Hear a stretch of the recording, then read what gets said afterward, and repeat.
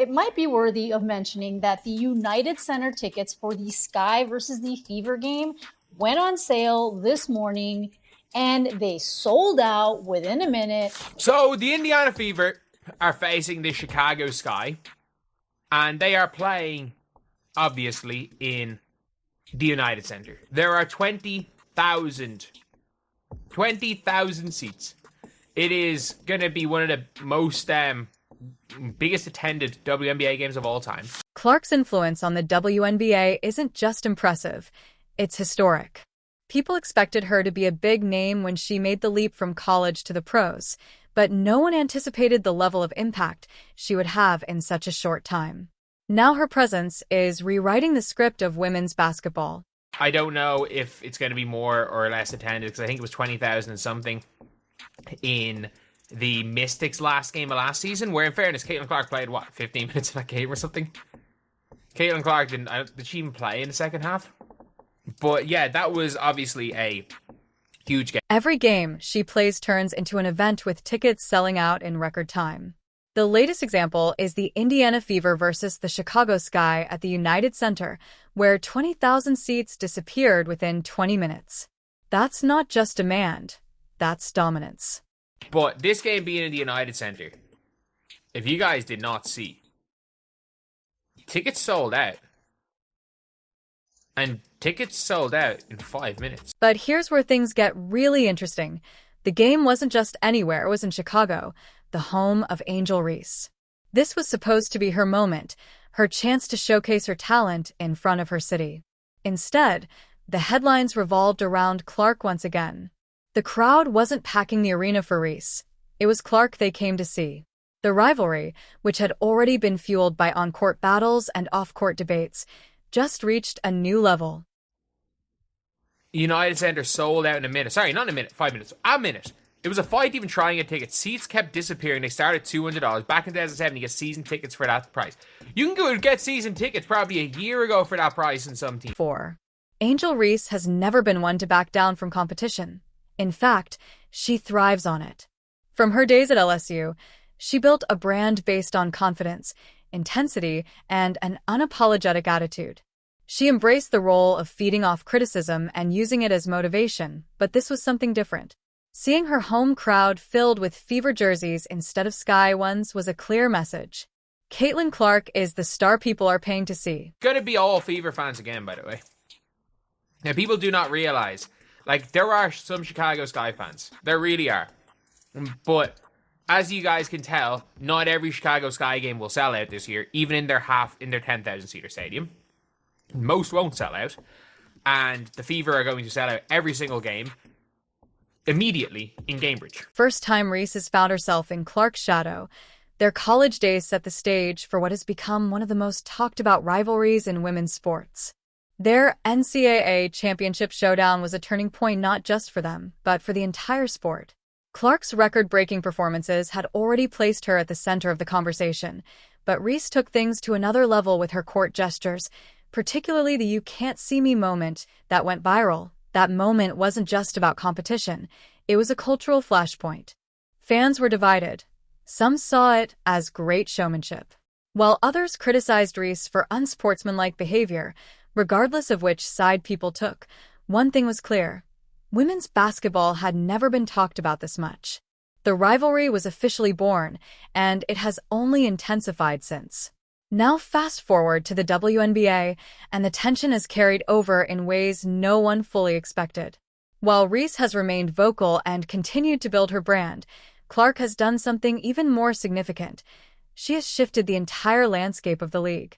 Viewership numbers have skyrocketed since her arrival, merchandise sales are at an all-time high, and teams that once struggled to fill seats are now selling out arenas just because she's coming to town. This isn't just about talent. It's about influence, and that's what makes this rivalry so fascinating. Reese is a great player, no doubt about it, but Clark is the one moving the needle, and that reality is hard to ignore, especially when ticket sales in Reese's own city prove that the demand for Clark is simply unmatched. It's worth looking back at how other star rivalries have played out in sports history. The NBA has seen plenty of them. Magic Johnson versus Larry Bird, LeBron James versus Kevin Durant, Kobe Bryant versus Tim Duncan. But what sets those rivalries apart is that each player had equal standing. Both sides had an argument for being the best with Clark and Reese. That balance isn't there. Clark's impact on the game isn't just about her stats. It's about what she represents. Her ability to hit logo threes with ease, her high basketball IQ, and her knack for delivering highlight reel plays every single game have made her a phenomenon. She's not just a player, she's an attraction. When people buy tickets, they're not just watching a basketball game, they're witnessing something special. That's what's drawing fans in, and that's what's leaving Reese's supporters frustrated. Social media has only added fuel to the fire. After the United Center sellout, Twitter, Instagram, and sports forums exploded with debates. Reese's fans claimed the WNBA was prioritizing Clark's success over others, while Clark's supporters pointed to the hard facts. Clark delivers results both on the court and at the ticket booths. The back and forth was relentless, but one thing stood out. Reese was once again in a situation where she had to prove she belonged in the same conversation as Clark. The bigger picture here is the business side of the WNBA. The league has long struggled to capture mainstream attention while the talent level has always been high. The financial struggles, lack of media coverage, and limited fan engagement made it difficult for the WNBA to break through to a wider audience.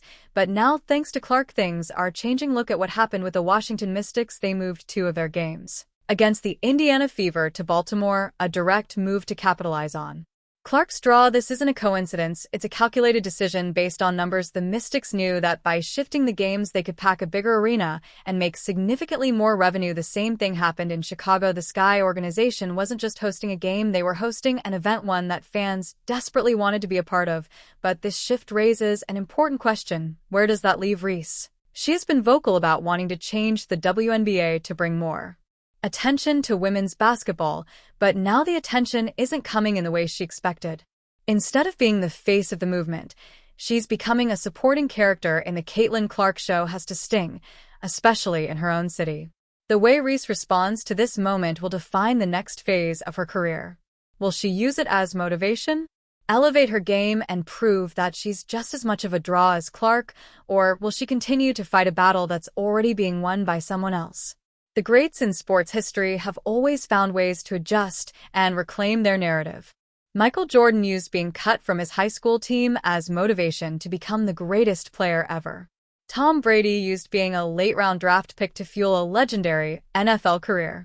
If Reese wants to cement her place as one of the biggest names in the WNBA, now is the time to prove it. It's not just about skill, it's about marketability. Clark has a game that translates into highlight reels, viral clips, and must-watch moments. Her style of play is entertaining, fast-paced, and electric. Reese, while effective, doesn't have that same flashiness. Her strengths lie in rebounding, defense, and hustle plays, things that don't always capture the attention of casual fans. That's the fundamental difference between the two. Clark is the type of player who makes Interview 6. People who have never watched the WNBA before stop and pay attention. She's bringing in a completely new audience, an audience that isn't just watching games but buying tickets, jerseys, and merchandise. Reese, on the other hand, has a dedicated following, but it hasn't translated into the same kind of business impact. The other challenge for Reese is perception. Every time Clark steps onto the court, she delivers. Whether it's hitting a clutch three-pointer, breaking an assist record, or simply putting on a show, she consistently gives fans something to talk about. Reese, meanwhile, has struggled with consistency. She has flashes of brilliance, but she also has games where she's less effective, and in a league where every performance matters, that inconsistency is what's keeping her a step behind. That's not to say Reese can't change the narrative, however. Reese thrives on competition, and if she steps up and starts delivering dominant performances, the conversation could shift. But right now the reality is clear. Clark is leading the way, and everyone else is trying to catch up. The WNBA is evolving in ways no one fully expected, and Clark is at the heart of it. Her arrival has completely changed the league's financial dynamics. Previously, teams struggled with attendance, and national media coverage was inconsistent at best. But now every game Clark plays is a guaranteed sellout, and television ratings have surged. The Fever's road games are suddenly the hottest tickets in town, and franchises that once struggled to get fans in the seats are now experiencing record-breaking attendance for real. This has to be frustrating.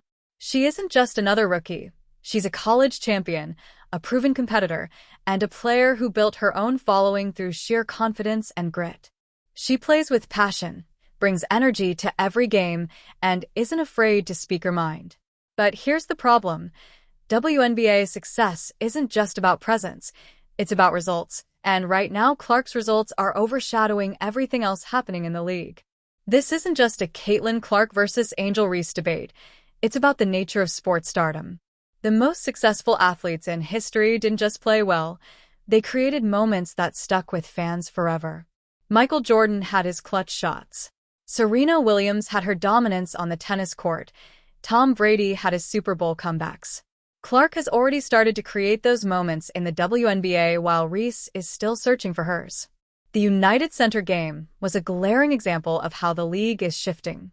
When tickets sell out in 20 minutes, it's not just because people love basketball, it's because they don't want to miss something special.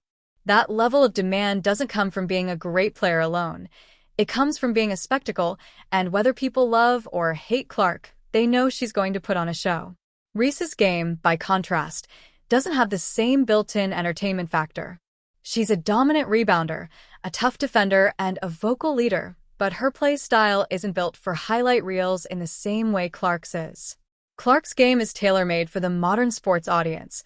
Logo threes, impossible passes, and an overall style that looks effortless and electrifying. This isn't the first time a rivalry has been one-sided in terms of attention. The NBA has seen this before. Think about Shaquille O'Neal and Tim Duncan. Shaq was the showman, flashy, dominant, and larger than life. Duncan was just as effective, if not more so, but he played with quiet precision. The result? Shaq was always the bigger name. Even though Duncan was just as accomplished, that's the situation rookie Reese finds herself in. She might be an incredible talent, but Clark is the spectacle, and when people are choosing which WNBA player to watch, they're picking the one who keeps them glued to the screen, the one who delivers viral moments game after game. Social media has only magnified the gap. Every time Clark plays, her highlights flood timelines. Sports analysts break down her performances, celebrities tweet about her. Meanwhile, Reese's biggest moments tend to come from off-the-court discussions rather than jaw-dropping plays. That's a tough reality to face, and it's something that Reese will have to navigate if she wants to truly be seen as Clark's equal. The bigger issue here is the WNBA's business strategy. For years, the league struggled to find its financial footing. Attendance was inconsistent, TV ratings were low, and teams weren't turning major profits. Clark has changed that almost overnight. Suddenly the league is in the national conversation. Tickets are selling at NBA-level prices, jersey sales are breaking records, and now the WNBA has a real opportunity to capitalize on this momentum.